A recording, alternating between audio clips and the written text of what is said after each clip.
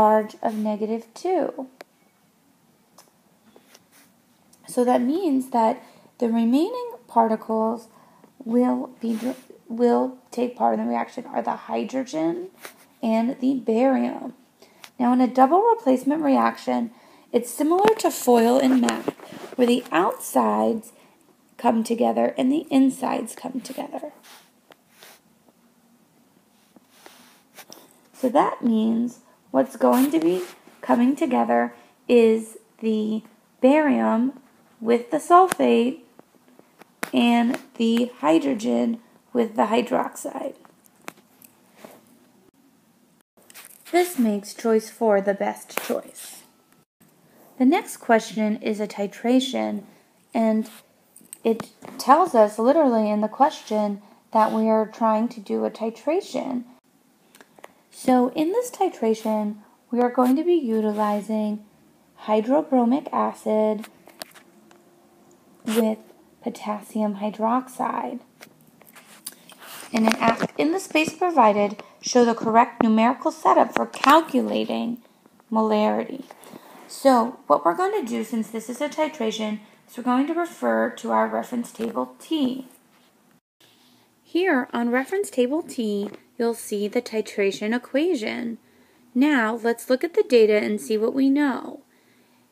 The first thing we will notice is that the student uses 1.4 capital M HBr.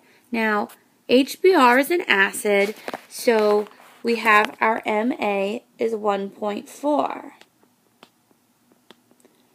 Now, when we look here, they're asking us to determine the concentration of the base.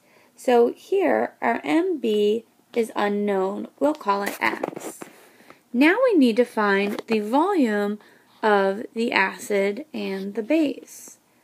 For the volume of the acid, notice that we are given 2 readings. But they give us a total volume used. So in a burette, remember, it is like an upside-down graduated cylinder. So the cylinder runs with 0 at the top and a larger number at the bottom.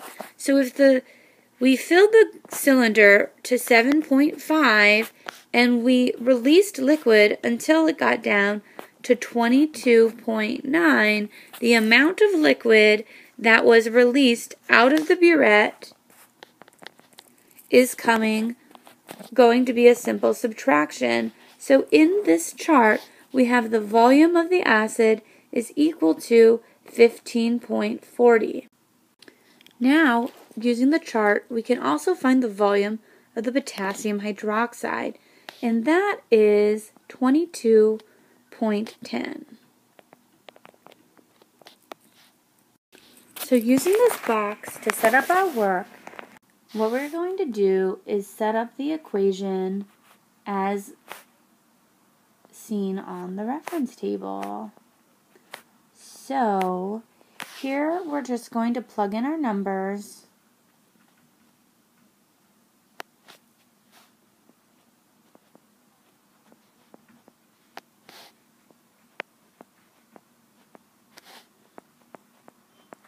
Like so.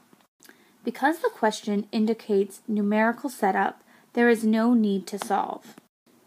In this next question, I'm not going to read it to you, but instead we'll just start with part A, and it says, according to reference table F, the solubility of magnesium hydroxide. So let's look at reference table F. On reference table F, the left side indicates ionic compounds that are soluble. Now, of course, there are some exceptions. And on the right side, it indicates ionic compounds that are insoluble. And again, there are exceptions. Now, when we look for magnesium hydroxide, we see that hydroxide could be found right here. Now, it says that hydroxides form insoluble compounds unless with group 1, calcium, barium, strontium. So I don't see magnesium listed. It is important, though, that you refer to your reference table and check group 1 first. On our reference table, we'll see magnesium here, Number 12 is not group 1. It is in fact group 2. Therefore, magnesium is insoluble.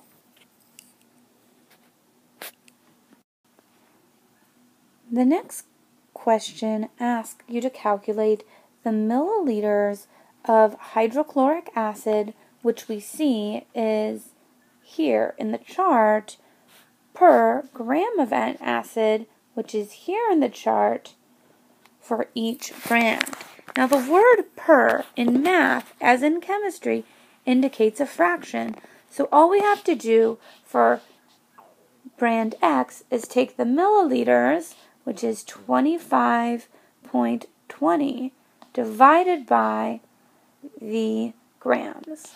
The same for Y.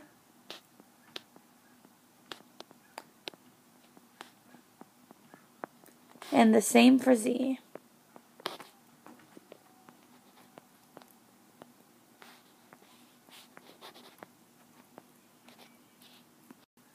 For the next question, I would simply calculate the decimal equivalents for each of my fractions.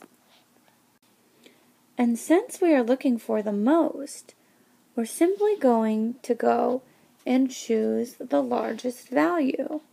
That would be value Y.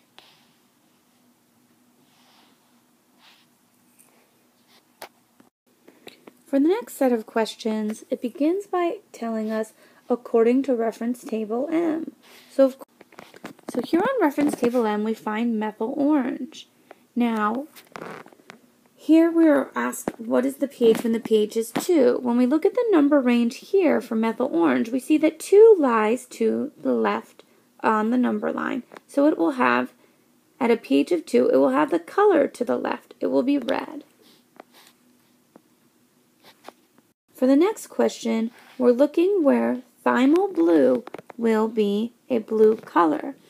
So thymol blue has the blue color when the so the blue is the rightmost color. It's going to have a pH of the rightmost number and above. So at a pH of 8.6 and above. Now when we think of the pH scale, we have to think of a number line.